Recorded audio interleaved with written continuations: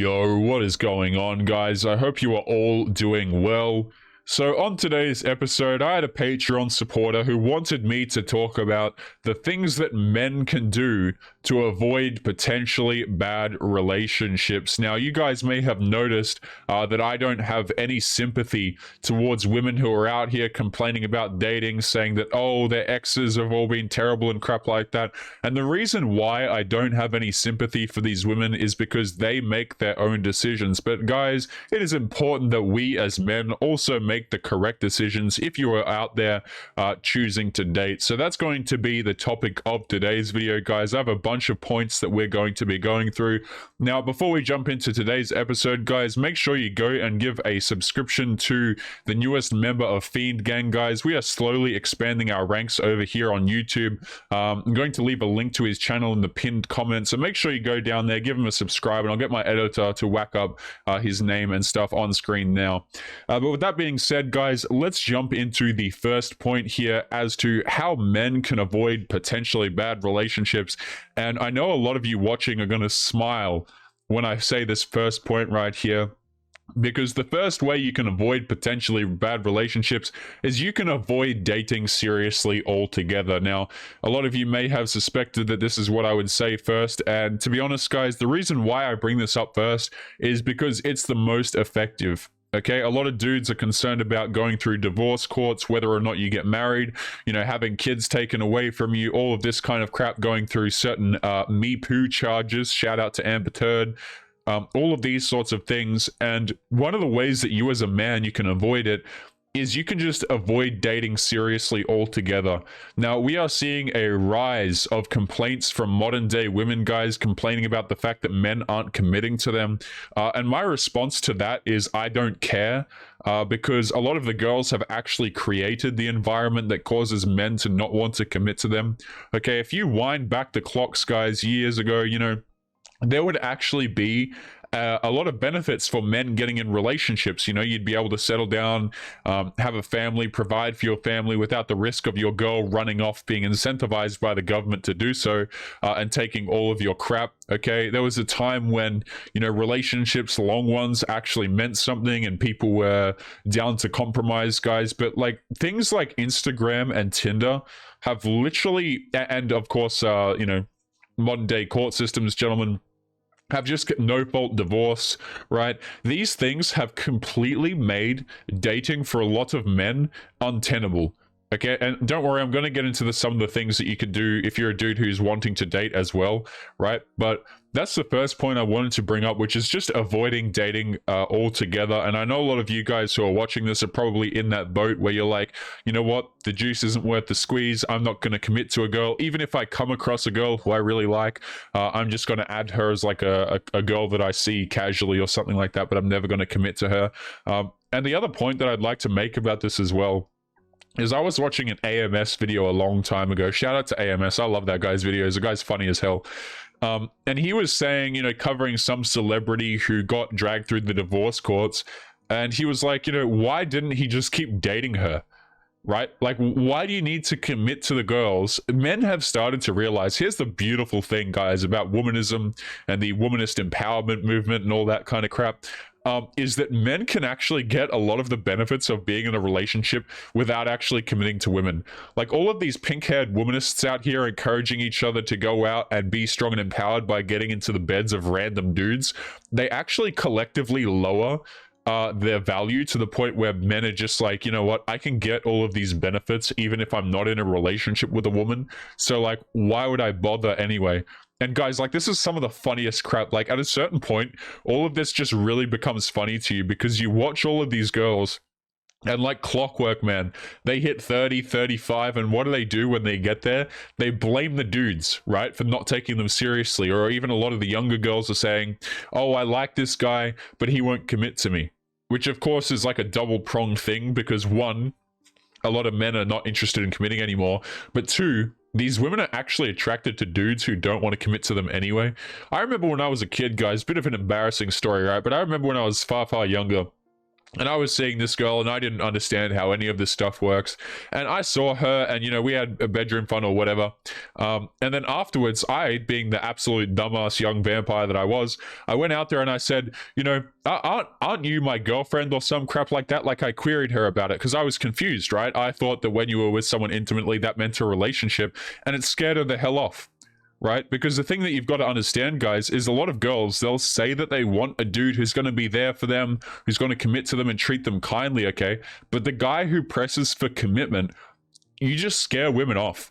And a lot of guys, like, it takes them a long time to realize this, but you really do. Like, guys, if you sit there, okay, and maybe you're seeing a girl casually, and you talk to her, and you bring up a relationship first, like, oftentimes these things are not going to go in your way as a man. So that's the first point right there. I think I've rambled on long enough for that one, guys, but, you can just avoid dating seriously altogether. You want to know how to avoid bad relationships, guys? Don't take women seriously, right? That's the first point on that one. Now, the second point here, guys, is identifying and avoiding red flags. Now, there's a bunch that I'm going to go through here momentarily, but red flags are something that you come to understand over time. Like, a lot of dudes, they'll go through a relationship, right? And they'll realize that maybe the girl was like terrible with money or something like that, or she was impulsive. And then the next time that they go see someone, or they have a relationship with someone, whether that be friend or otherwise, they start to understand that that might be a red flag, right? Red flags are something that are oftentimes accumulated with experience, where like dudes who are in their 40s, they see this stuff and they're like, no, I'm not dealing with this again. Like, it seems minor, but it really isn't. So let's jump into some of these red flags here. The first one that I have is more of a contemporary issue, but let's be honest, all girls do it because 35-year-old women have Instagrams these days anyway, despite the fact that that's disgusting. The first red flag that I would say is, and there's many of these, is seeking validation online. Okay, I've brought this up before, guys, but there's one music artist, right, that I really like. Like, I really enjoy the music that he makes, and I thought it was super awesome, super creative and all that. And I go to his Instagram one day, and I look at who he's following and all that, and I find that he's only following one person. So I'm like, wow, who's this one person that he's following? I click on the one follower, and it turns out to be his girlfriend, who is an OF model, right? And so both of their accounts, they are the only people that each other are following. But this guy's girlfriend, right, this guy's huge, big artist, right, fantastic aesthetics, he's ripped as hell, by the way, to the point where you might even question that he's on something. But like, the guy's really ripped, seems to be dedicated to the gym, looks fantastic, huge following, and yet he chooses to be with a girl who is an OF model, who posts who posts very questionable pictures of herself online on social media, and that's the girl that he chooses to go with. Now, I don't know about you guys, but one, that's a huge red flag. Two, as a man, that's incredibly embarrassing. Like, I don't understand how men do this, right? We go out here, we see girls who are, let's be honest, community property, and we just walk around as if it's not completely and utterly embarrassing. Like, I really don't understand that, especially if you have a lot of choice like this guy does. Again, right, the dude's incredibly attractive, right? No homo, incredibly attractive guy, puts the work in at the gym, has a huge following of people who love his music. So he's a popular music artist, right? And he chooses to go with a girl who has an OF account. Like, that just makes my head explode, man. But that's the first red flag right there, seeking validation online.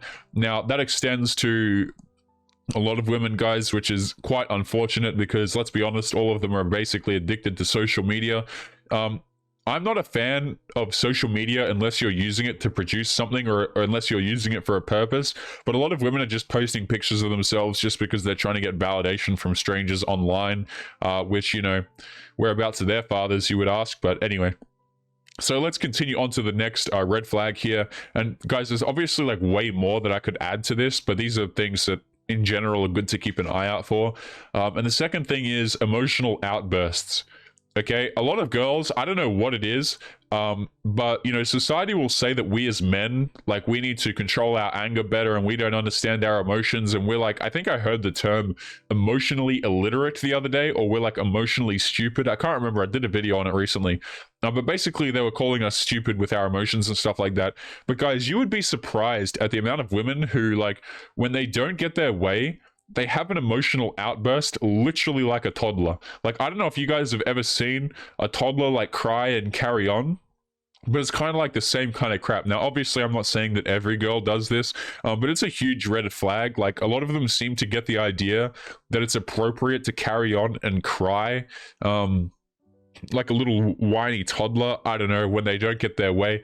There's like a clip, right? And this isn't a fantastic example, but there's a clip of a female Twitch streamer, and she's like complaining because some dude didn't want to donate and he said that he couldn't afford it. And then she said that it was selfish because, you know, if you're a dude and you're enjoying the content, then you should be able to have the money to scrounge up, or else you're being lazy. And just like the level of entitlement, these like little emotional jabs and outbursts, it's like, really, dudes are just not into it, okay? And I don't think you should be into it either, guys. And this applies, mind you, a lot of these things also apply to women as well. For the 6 girls who watch this channel, right, you can apply a lot of these things to dudes. Like, I wouldn't recommend seeing a dude who has emotional outbursts either.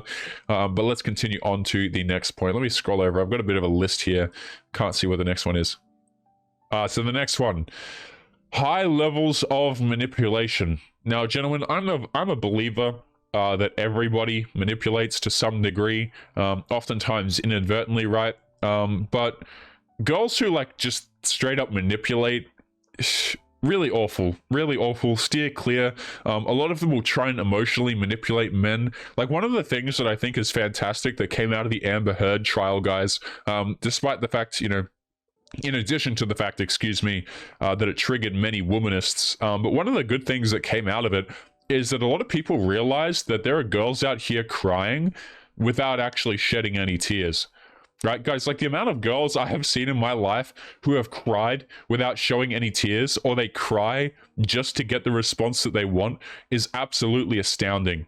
Like, I think I saw a quote, I don't know where the quote comes from, but it's something to the effect like, you know, real tears only happen in private, or something like that. And the amount of these girls who will come out here, they'll try and manipulate dudes, because that's the thing, is like, a lot of men, they don't like seeing people cry, right? Society and the media will say that we're emotionless and we're just out here wanting to hurt people's feelings, and we're sociopathic and we don't care when people cry. But there are a lot of men out here who like don't want to see women suffer at all. Like, if you ask a random dude down the street, this is why, okay? If a girl gets into an altercation, or she's upset, let's just say a girl's out on the town, okay, and she's crying, maybe she's sitting there by herself, men will genuinely come over, and a lot of them will actually give a crap. You see what I'm saying? Like, dudes are not out here wanting women to cry, and unfortunately a lot of girls know this, and they'll try and leverage it against men. And it doesn't necessarily have to be crying either. It can be like anger, it can be just little jabs, little words. A phrase that comes to mind that a lot of guys bring up when they're in bad relationships is walking on eggshells, being constantly scared that you're going to say the wrong thing. These are all fantastic signs that somebody's just highly manipulative, guys. And I don't recommend dudes be around people who make them feel like they're walking on eggshells. Like, I don't know if you guys have ever had it, but maybe you've been in a relationship with an individual where it's like you don't want to bring things up because you're concerned about upsetting them, and then the response that they're going to have. So what ends up happening is you're walking around on eggshells, trying to make sure that they're okay. Meanwhile, they don't give a crap about any of the effort that you put in at all, and things just kind of get worse and worse. That's what I'm talking about right there. Obviously, that's one example of manipulation, but there are many. And this has kind of turned into a little bit of a red flags list that I've got going on here, guys, before I continue with the things that you could do to avoid potentially bad relationships.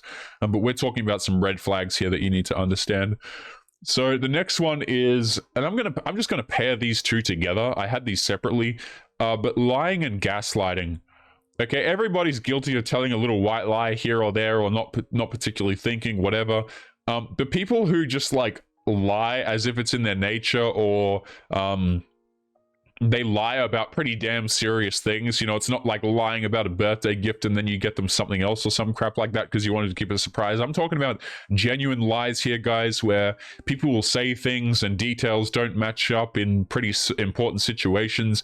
Maybe she's lying or he's lying to you about seeing an ex or something like that, or having intercourse with someone but not announcing that they had it previously. Like, you know, lies that really they do matter, that people try and cover up are a huge red flag, as well as gaslighting. Okay, now gaslighting is the practice, guys. It is the art of making somebody feel crazy, and trying to change their sense of reality and make them change what they believe actually happened.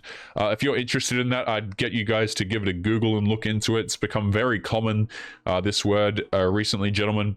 But Google's probably going to give you a far more succinct definition than I am. But basically, people who try and get you to believe that you're crazy and that you're in the wrong, even though they clearly are. And unfortunately, this works on a lot of dudes, because what happens is dudes will kind of involve their emotions because they care about a girl or something like that. So they're kind of willing to bend their own reality and believe any of the crap that she says going forwards, which is obviously very, very dangerous. Now, those are just some red flags, guys. There's a big more list, that you could go through, obviously. But I'm going to continue going through some of the things that men can do to avoid potentially bad relationships, aside from what we've already covered, such as red flags and avoiding dating seriously altogether. So the next point that you can do to avoid potentially bad relationships, guys, is you can look at her past. Now, I do not give a damn how many times we see these women saying that my past shouldn't matter, their body counts don't matter, which, by the way, this is why they lie about them. A person's past matters, guys. It really absolutely does. And the reason why it matters is because it's an indication of the future. Okay, if you're with a girl and she tells you, oh, she's had 50 bodies or whatever, and you think that you're going to come along and you're going to be the guy that changes her, and you're going to be the one that has that long-term relationship where she doesn't leave or she doesn't keep her eye out for the next guy, you are totally and utterly deluding yourself. And you could have learned that just by looking at her past and what she has in the relationships, right? A good way of telling this as well is if girls are sitting there complaining about abusive exes or dudes that they used to see who are honestly terrible. Because what this typically means is that if you're the guy that she's complaining about the last guy's being terrible to, and you're in a relationship with that woman, you're going to be the next person that she sits there and complains to the next guy about, right? This is all a gigantic cycle. I've seen dudes who get to 40 years of age, okay? They see a girl for many, many years. They get out of the relationship, and all of a sudden they get treated like crap. Maybe her friends think that he's abusive or he's a terrible guy.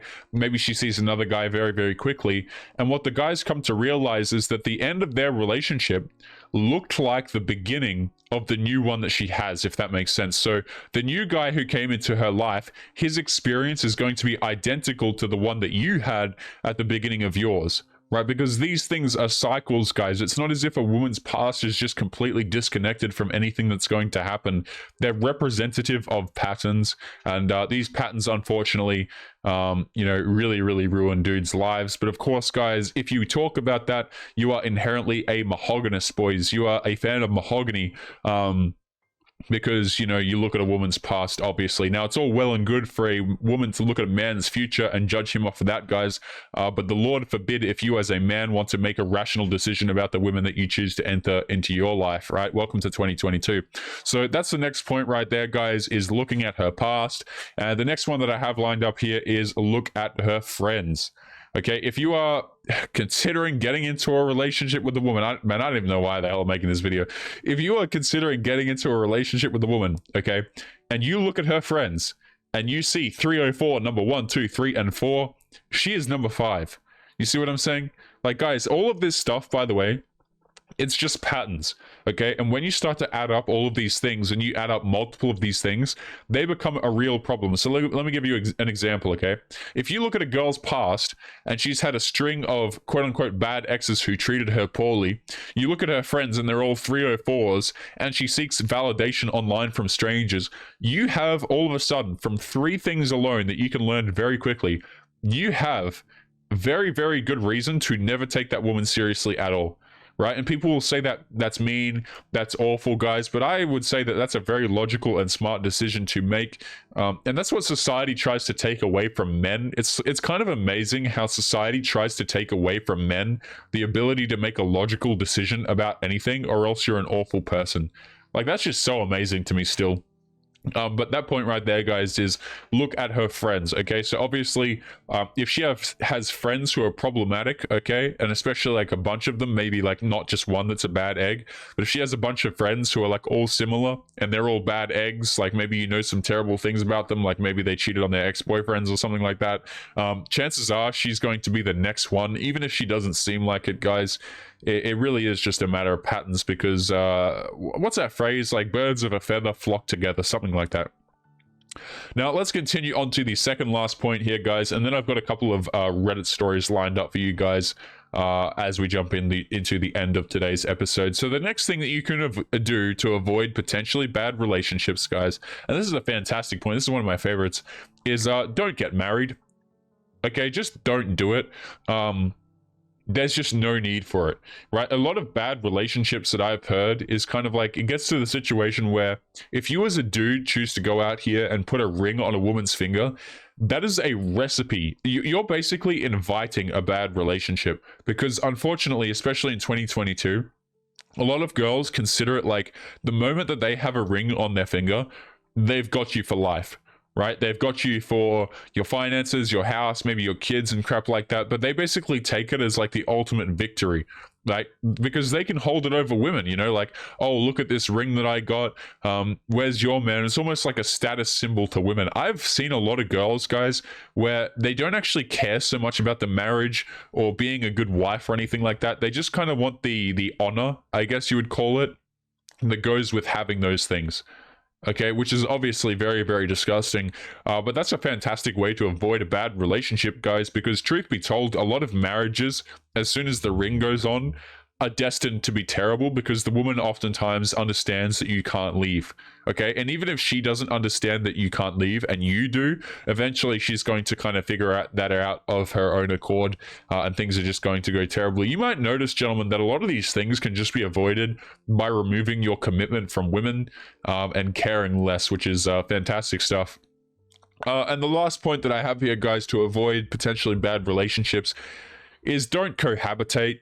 Okay, just don't do it. I don't know why, but every time my editor or I jumps onto Reddit or whatever, and we're looking for content for some episodes or looking through some submissions that you guys have sent in, there's always someone out there who's like, oh, I'm considering moving in with my girlfriend. We've been in a relationship for insert blank amount of time. And I always think to myself, what an absolutely terrible idea. Why on earth would you do that?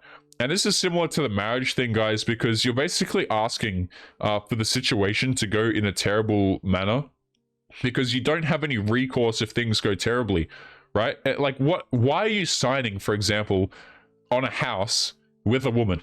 Why don't you just, if you're looking to move out or you're looking to change where you're living or something like that, just go with a friend instead.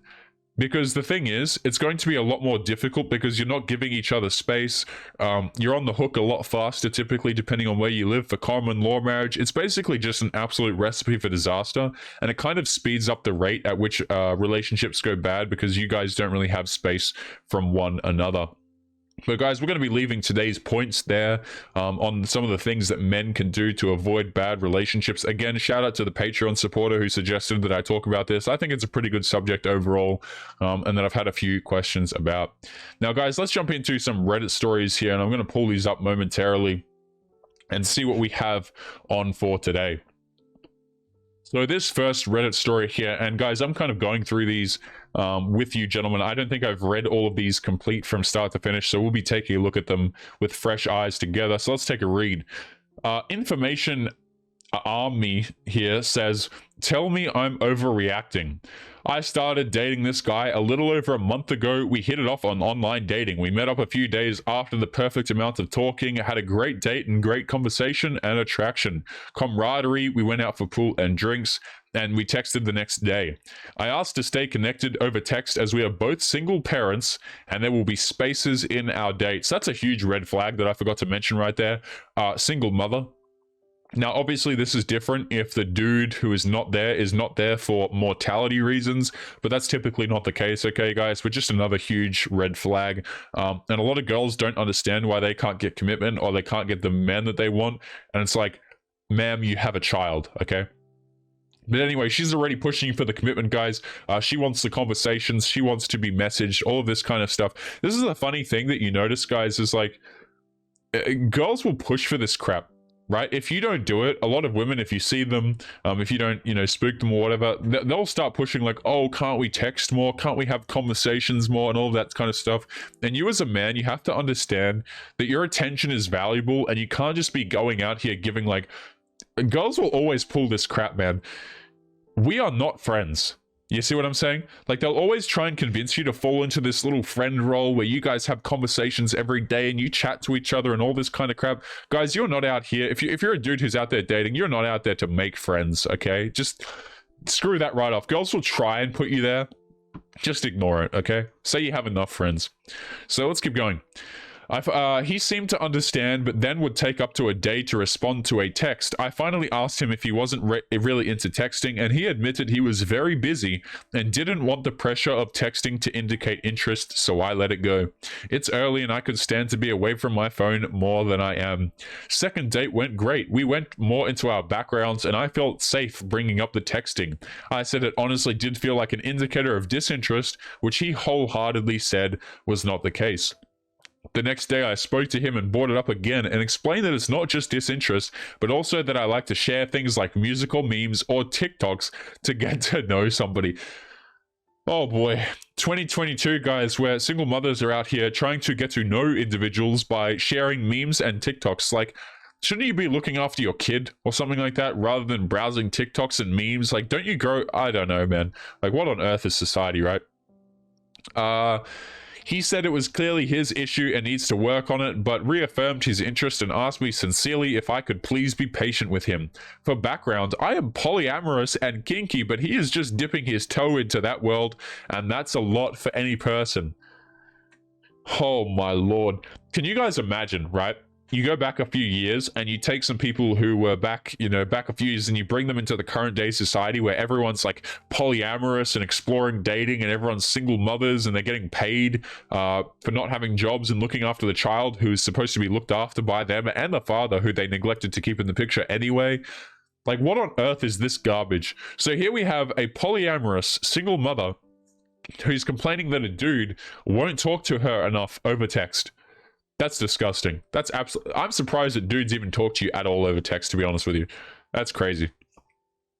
So we come to this week. He has not initiated texting, so I text to see if he would like to make plans for Saturday. He is out of town and thought he mentioned it to me, but he didn't when we last saw each other, and we were discussing all his kid responsibilities and when we would see each other next, which we never settled. My bestie says to chill. It's early and she's seen his texts and says the issue seems to be me and maybe some anxious attachment stuff. I am just not sure.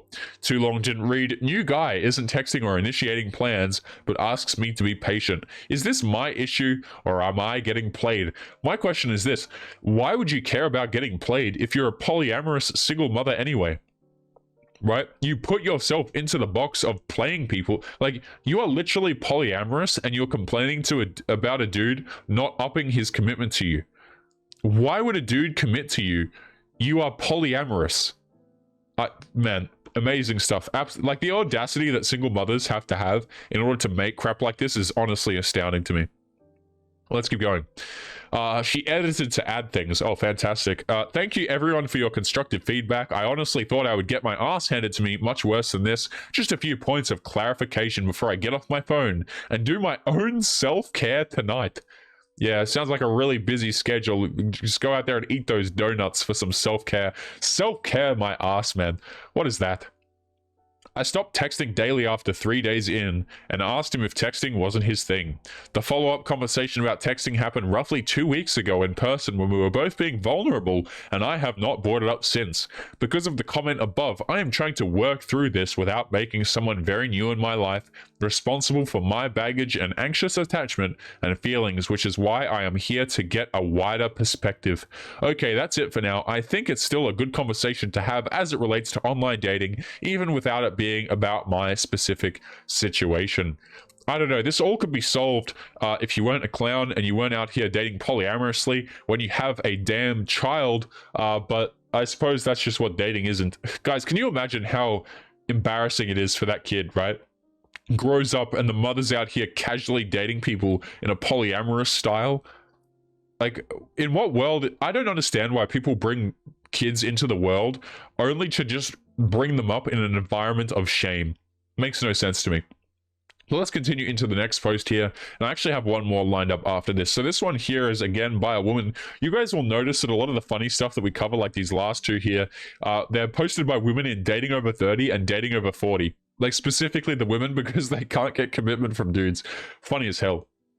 So this is written by Throwaway Dreamer, and she says, asking for their last name. When do you ask for someone's last name after matching on online dating? I always used to ask fairly early before meeting in person, because frankly, I'd Google a bit to see if certain facts checked out. In my experience, men don't ask me my name ever, unless I ask them first. Yeah, you know why men don't ask your last name? Is because we're not weirdos who go out here Googling people, because we don't care. Right? I don't think a lot of dudes understand this, but women, when they have your name, they'll stalk your Instagram, they'll stalk your Facebook, they'll look you up on Snapchat to see if they can see your Snapchat score, they'll Google you, okay? They'll ask around with their friends, they'll see if any of their friends know your friends or you. Like, it's like just genuinely psychotic, and people are out here saying that men are creepy, right? This girl's out here just Googling dudes' names that she's met, but she doesn't even know their last, like, crazy stuff, right? Anyway, I'm seeing someone now, and I happen to learn his last name without having to ask him. Distinct first name and job, right? So this woman with his first name and job looked him up and then found his last name. Like, I don't know whatever happened to privacy, right? But it is what it is. Otherwise, I'd have asked. But yeah, because you could stalk it, you didn't ask because you're so polite. What? Disgusting. But because it hasn't come up, he doesn't know my last name. I'm curious to see how long it will take for it to occur to him to ask, or if he ever will. When do you inquire about someone's last name, and what prompts you to do it? Do you usually have to ask, or does the other person bring it up? Says Throwaway Dreamer. Yeah, fantastic stuff. Let's continue on to the next story here. Multiple dates which have gone amazingly. Neither of us have brought up being officially a couple. Should I, or is there a reason to wait for him? So he is a 31-year-old male and I am a 27-year-old female, and we met a few months ago on a dating app, in brackets Hinge. From day one it has gone amazingly. We just click on every level and I am so into him. We have been on several dates which have been super fun, and I really feel ready for us to be in a proper relationship, but my questions are: Number 1, is 6 dates enough to know if I'm ready to be in a relationship with him? I have notoriously, I'm going to highlight this, notoriously terrible taste in men, she says, but he's nothing like the other men that I've known. Should I just hint and see how he reacts? Should I just come out with it and ask him to be my boyfriend? I don't know how he'd take it, as I've never said it to a guy before. Would appreciate any advice, people. Right, so fantastic stuff. We have a 27-year-old girl who's been on 6 dates with a dude and is questioning the commitment. Guys, again, like, you wind back the clocks and it was just kind of assumed, right? You have bedroom fun with a person, you hang out, you go on a couple of dates, and these things are just assumed that you have a relationship. But welcome to 2022, guys, where everyone's just out here serially dating, and then these women are surprised when they can't get commitment from men. Absolutely disgusting. But guys, we're going to be leaving today's episode there. As always, remember to leave your thoughts and your comments, guys. Don't forget to subscribe to the channel if you enjoyed, and also don't forget to subscribe to the first member of Fiend Gang, excluding the editor. Gentlemen, his channel will be linked in the description and the pinned comment, guys. Make sure you go and show him some love, as he's going to be starting up his own videos soon, if he hasn't already. But guys, make sure you take care of yourselves, and I'll be seeing you all in the next episode. Peace. Yo, what is going on, guys? Past Taylor here. Just want to say thank you if you made it to the end of today's video. Before you head out, there's just a few announcements that I'd like to make. The first is that my editor, who goes through all of the blood, sweat, and tears of putting together content for us to endure, has started his own YouTube channel. The link will be in the video description, so make sure that you go and show him some support by going and giving him a sub. Also, we are currently looking to expand fiendish content content creation behind the scenes. So if you're interested in becoming a content creator alongside me, be sure to check out the application form at the very bottom of the video description. This is for those of you who are interested in becoming a part of the content that you see here on YouTube. So if you're interested in applying, make sure to get in quick. People who apply first will have priority for consideration. Again, the link is at the very bottom of the video description. Lastly, if you guys are interested in supporting the channel, there are links to both Patreon and Locals below the video, guys. I'd like to extend a huge thank you to the supporters on those two platforms. You guys allow me to make these episodes, and your support is greatly appreciated. As always, guys, make sure you take care of yourselves, and I will catch you later for real this time, guys. Peace.